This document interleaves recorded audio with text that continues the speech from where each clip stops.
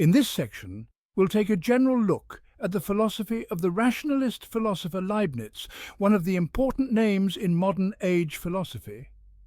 We will try to explain Leibniz's metaphysical understanding using the basic concepts he used. Born in 1646 in Leipzig, Germany, Gottfried Wilhelm Leibniz studied law and philosophy in his youth. He graduated from the philosophy department at the university with his thesis titled Principle of Individuation. He later completed his doctorate in law with a thesis on the relationship between law and philosophy. From a young age, he took an active role in politics, diplomacy, and law, and wrote many works in these fields. Unlike his contemporaries, such as Descartes and Spinoza, Leibniz was not content with just theoretical knowledge. He believed that theory and practice should be in harmony.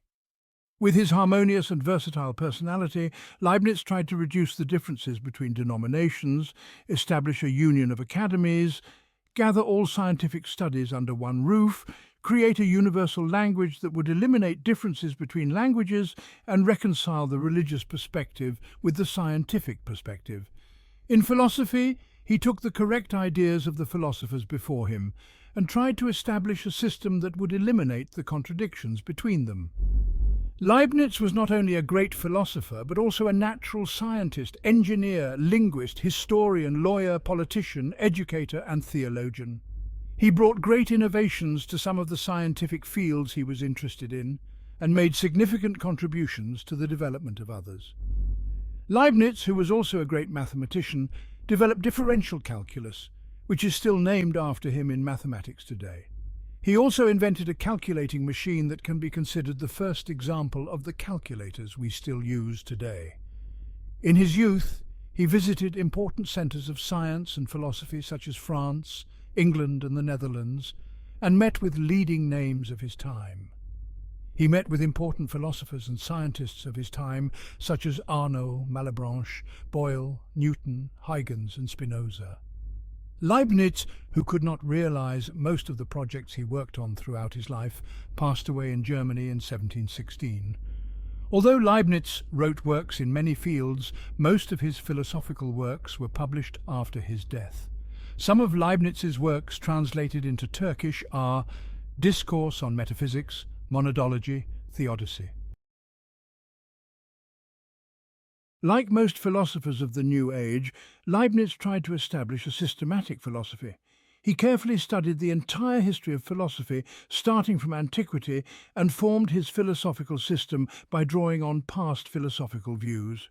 According to Leibniz, although there were no useless ideas in the history of philosophy, the transition to correct thought begins with the philosophy of Descartes. Therefore, it can be said that the starting point of Leibniz's philosophy is Cartesian philosophy. Similar to Descartes' efforts to make philosophy an exact science, Leibniz also wanted to establish a universal science built on the correct aspects of all sciences and philosophical doctrines. He was very impressed by the order and harmony in mathematics and tried to find laws for philosophy like those in mathematics. He also tried to create a special language to express these laws and universal science. According to Leibniz, once all this was achieved, even the most fundamental problems could be solved clearly and distinctly, as in mathematics. Leibniz also based his philosophy on a theory known in the history of philosophy as monadology, or the doctrine of monads. Therefore, understanding Leibniz's philosophy begins with understanding the doctrine of monads. Leibniz developed his philosophy generally starting from Descartes, but opposing Descartes on many points. Leibniz particularly opposed Descartes' understanding of dual substances. According to him, first of all, space or matter cannot be a substance, because a substance must be simple, indivisible, and not need anything else to exist. Matter, on the other hand, is something that occupies space, consists of parts, is divisible, and whose existence depends on the relationship between its parts. Therefore, matter cannot be a substance. From this point, Leibniz argues that space is not a fundamental concept of physics or metaphysics, but only a secondary concept. According to Leibniz, the fundamental principle is not space, as Descartes thought, but the principle of force, which is the basis of space. Leibniz also opposed Spinoza's monist understanding of substance. Spinoza offered a solution to Descartes' dualism and said that substance is a power that underlies both space and thought. However, Leibniz did not accept that everything that exists is a part of this infinite power. According to Leibniz, the simple power underlying everything that exists, that is, substance, cannot be divided, so it is not possible for things that exist to be parts of substance. On the contrary, for everything that exists individually, there is a simple and indivisible power centre, that is, a substance. In other words, according to Leibniz, everything in nature is not parts of the power of a single and infinite substance. On the contrary, everything that exists consists of substances, which are simple, indivisible, and primitive powers. Leibniz calls these substances monads, in the sense of simple and indivisible units of power. Leibniz sometimes uses the term atom when explaining monads. Just as philosophers, such as Democritus and Epicurus, saw atoms as the fundamental building blocks of existence, Leibniz considered monads to be the most basic units that make up existence.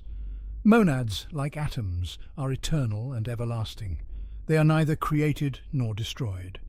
Although the compound objects we see in nature exist by the coming together of monads and disappear by their dispersion, monads are independent of this existence and disappearance, because monads are simple and cannot be divided into parts. However, monads are not material like atoms, but spiritual beings. Therefore, they neither occupy space nor have shapes or dimensions. According to Leibniz, each of the infinite number of monads is different from each other.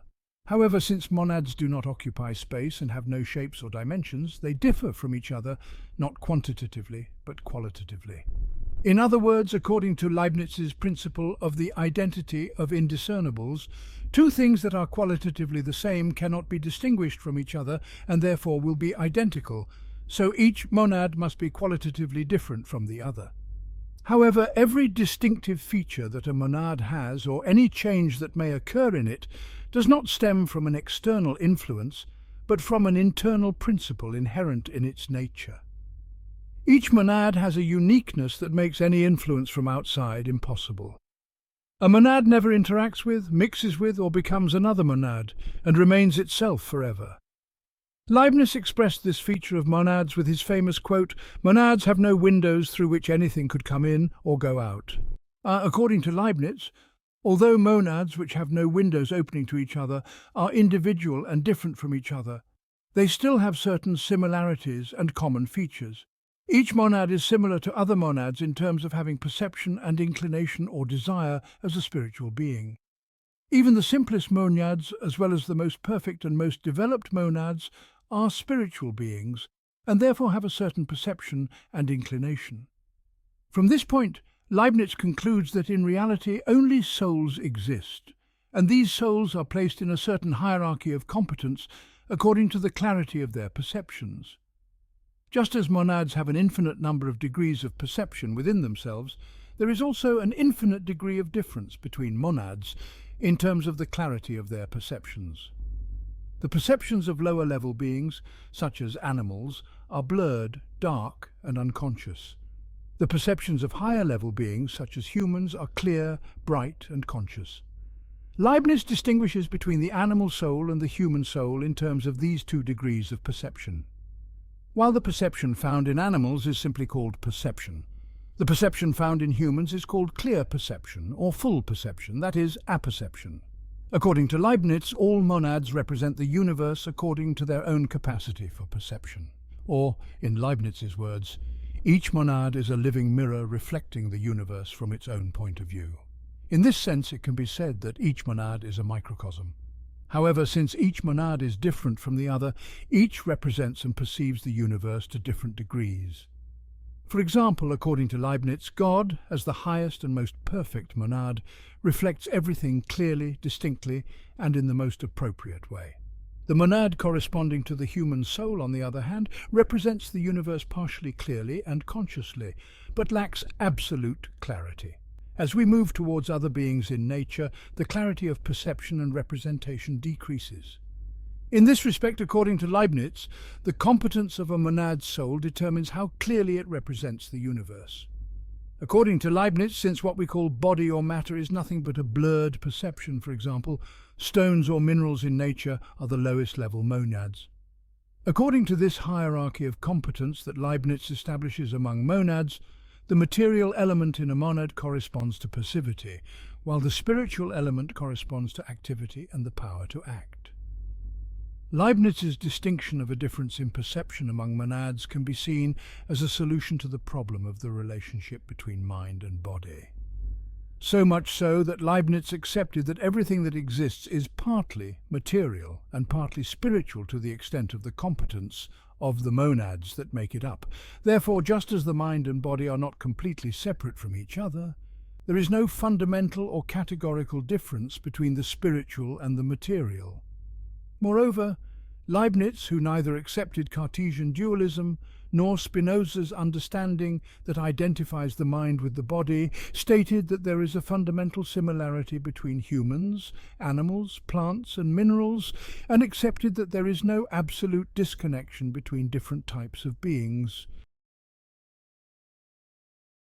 Leibniz's doctrine of monads also forms the basis of his theory of knowledge. Leibniz distinguishes between ideas that come from within the mind and are innate, and empirical ideas that come from outside. The ideas we acquire through our sense organs, that is, empirical ideas, are distinguished from other ideas and concepts not only by their origin from things outside the mind, but also by their clarity and distinctness. As in Descartes, according to Leibniz, an idea is clear or obscure to the extent that it has the characteristics that allow us to distinguish the object it corresponds to from other objects. For example, ideas, the best examples of which we can see in the field of mathematics, are clear and distinct.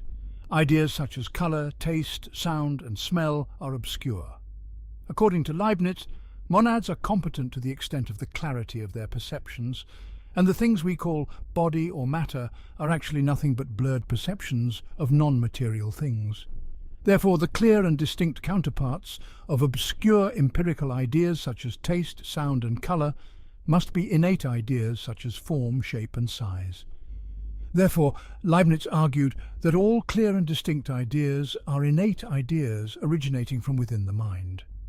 Thus, according to Leibniz, the difference between innate ideas and empirical ideas, like the difference between monads, is a difference of degree depending on clarity and distinctness, rather than being categorical.